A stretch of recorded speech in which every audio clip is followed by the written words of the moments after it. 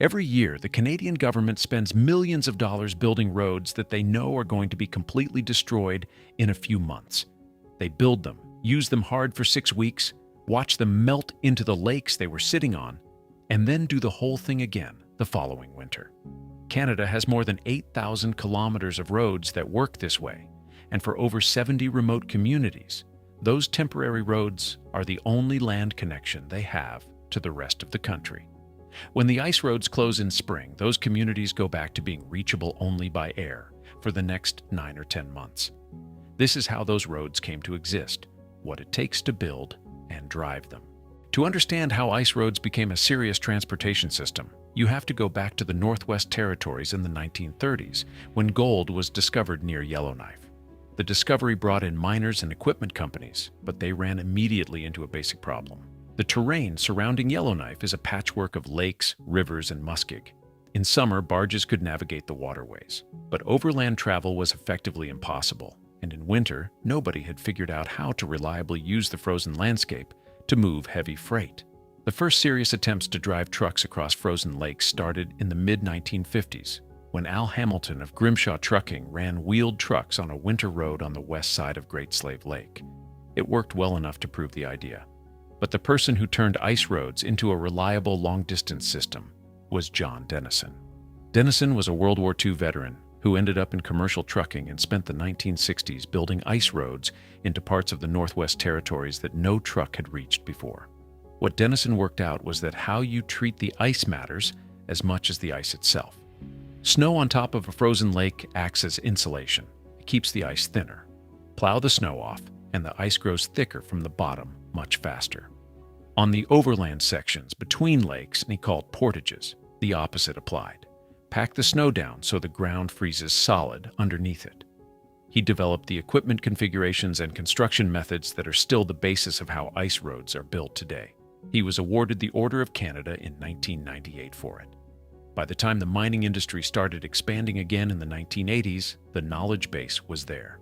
When a gold mine at Contwoyto Lake needed a supply route in 1982, the answer was an ice road. That road, originally built to supply the Lupin Gold Mine, became the origin of what is now the Tibbet to Contwoyto Winter Road, the longest heavy-haul ice road in the world. Before getting into the Tibbet to Contwoyto specifically, it is worth explaining what is actually happening when a loaded semi-truck drives across a frozen lake, because it is not what most people assume. Ice floats on water. It is not attached to the bottom of a lake. When a heavy vehicle drives across it, the ice bends downward and forms a shallow depression around the wheels that moves along with the truck. That depression displaces water under the ice, which creates pressure waves that travel outward through the water beneath the ice sheet. Those waves are the main hazard on an ice road, and they are why the speed limits seem so low. Below a certain speed, the pressure wave stays behind the truck.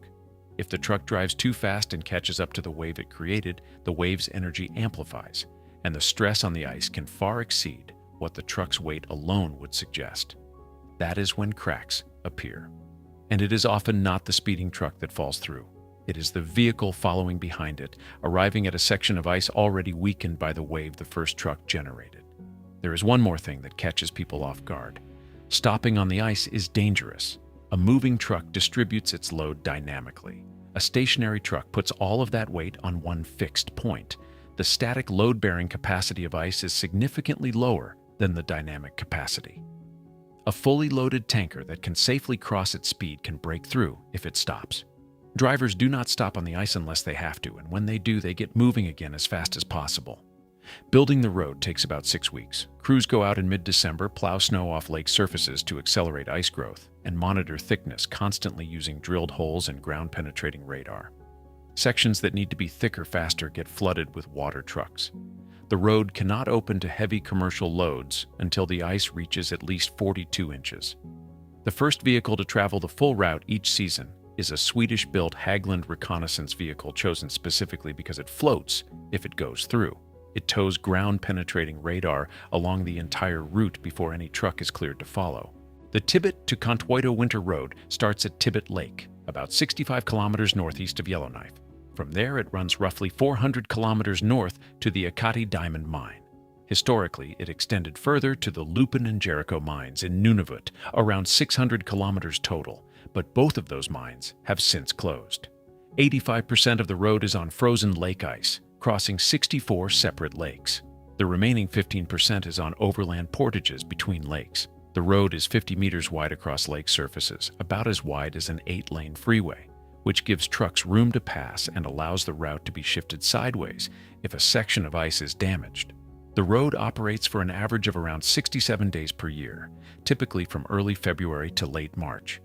In its peak year, 2007, it carried 10,922 northbound loads totaling over 330,000 tons. Fuel, explosives, mining equipment, vehicle components, everything 4 active diamond mines needed for the year ahead. Trucking freight over ice costs roughly 6 to 8 times less than flying the same goods in. And some of what needs to reach those mines, the giant ore-carrying dump trucks, would never fit in any aircraft that could realistically land up there. There are 3 camps along the route where drivers can stop for food, showers, and rest. Outside of those camps, there are no services, no emergency infrastructure, and no cell coverage. This is a private industrial road, and for most of its history, the public had no reason to know it existed until 2007. In 2007, the History Channel filmed the first season of Ice Road Truckers on the Tibet to Contwoito. Most of you have seen it. The show ran until 2017 and returned in 2025. It made the road famous, and it irritated the mining companies enough that after season 1 they banned cameras from the road entirely, and the show moved to other routes. The opening sequence featured a truck falling through the ice. It was a miniature model filmed in a studio. The actual roads are far more carefully managed than the show suggested, but that does not mean the risks are not real. Trucks do go through the ice. In 2016, a fuel tanker went through the ice on a road serving the community of Deline on Great Bear Lake. The investigation found it was carrying at least 4,000 kilograms more than the posted weight limit. The ice was between 83 and 169 centimeters thick, within normal operating range. But the overweight truck combined with a pre-existing crack was enough. The driver got out. The truck was partially submerged for 3 days before crews could extract it. That is the typical pattern. The vehicle goes through, and if the driver exits in time, they usually survive. Drivers are trained to unbuckle their seatbelts before crossing ice and keep a window cracked. A vehicle sinking in near-freezing water can generate enough pressure against the doors that they cannot be opened once submerged. You need to exit through the window immediately before the cab fills. Veteran ice road trucker Alex Debogorski estimated that roughly 50 men have died on ice roads in northern Canada over 35 to 40 years across all the various systems. On the Tibet to Contwoito specifically, since 1973, there have been only 3 deaths associated with construction. The safety record on the well-managed industrial roads is considerably better than the show suggested. But on the smaller, less resourced community roads across Manitoba and Ontario, monitoring is less rigorous and the margins are narrower. The more routine dangers are mechanical. Temperatures regularly drop below -40 on these routes. A breakdown that would be an inconvenience anywhere else becomes a survival situation when there is no cell service, no tow truck within several hours, and stopping your engine in extreme cold may mean it will not restart. Drivers on the Tibet to Contwoito travel in regulated convoys so that someone is always close enough to respond if something goes wrong. Everything so far has been about the industrial mining roads, but those are only part of the picture. Across Canada, more than 8,000 kilometers of winter roads connect remote communities to the rest of the country. In Manitoba, more than 2,200 kilometers of winter roads link 17 remote First Nations communities, serving around 30,000 people. Nationally, more than 70 communities rely on this network for 6 to 8 weeks a year to receive what they cannot get by air: fuel, construction materials, heavy equipment, school buses, water treatment chemicals, bulk food. Air freight costs 6 to 8 times more than trucking for the same weight, and for bulk goods, barrels of diesel, construction lumber, heavy machinery. Flying them in is not financially realistic. In early 2024, 4 First Nations in Manitoba declared a state of emergency. The winter had been unusually warm. The ice road connecting the Island Lake region had not formed solidly enough to carry heavy loads. Garden Hill was down to about a week's worth of fuel for water trucks, school buses, and emergency vehicles. Nearly 1,000 semi-truckloads of essential goods were backed up. Days later, similar emergencies were declared by First Nations in northern Ontario. For the mining companies, the ice road is an economic efficiency.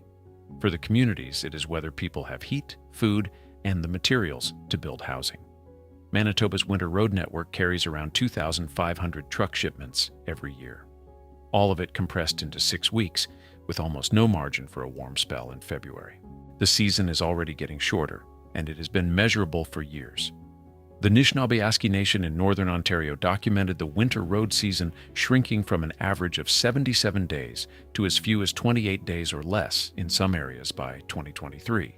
Road builders in Manitoba describe ice that does not freeze the way it used to, and open water in February that was not there 2 decades ago. The Arctic and subarctic regions, where most of Canada's winter roads operate, were warming at roughly 2 to 3 times the global average rate. What the ice roads need is not just cold, it is sustained, predictable cold. A few warm days in mid-February when the ice is already under traffic load can be enough to close a road for the rest of the season. According to projections from the Canadian Climate Institute, more than half of Canada's winter roads are expected to become unviable by the 2050s, and almost all of them by the 2080s. In 2024, at least 32 of the 53 First Nations that rely on winter roads had formally asked Indigenous Services Canada for funding to build all-season roads instead.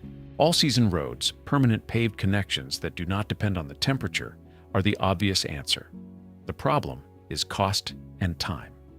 Building permanent roads through permafrost, muskeg, and river crossings in remote northern Canada is expensive in ways that do not apply anywhere more accessible. A proposal to connect some of the island lake communities in Manitoba involved 252 kilometers of new construction. Projects like that take years to plan and years to build, while the ice roads those communities depend on become less reliable every season. There are also genuine tensions within communities about what permanent roads bring beyond transportation. Some leaders have pointed out that all-season access changes things in ways that are hard to reverse. Easier access for outsiders, pressure on hunting and fishing territories. Several communities in northern Ontario have been direct about concerns that the push for permanent roads is being driven by mining companies wanting mineral access, not by genuine concern for community needs. Ontario has committed around $1 billion toward roads into the Ring of Fire, a region rich in critical minerals, and some First Nations leaders have said their consent was not the starting point for those conversations. For now, the network of ice roads that exists is simultaneously more dependent upon and less reliable than it was a generation ago. The engineering is better. The safety record on the managed industrial routes is solid, but the season keeps shrinking. And when the cold is not there long enough, the road is not there at all. Drop your thoughts in the comments. I'll see you in the next one.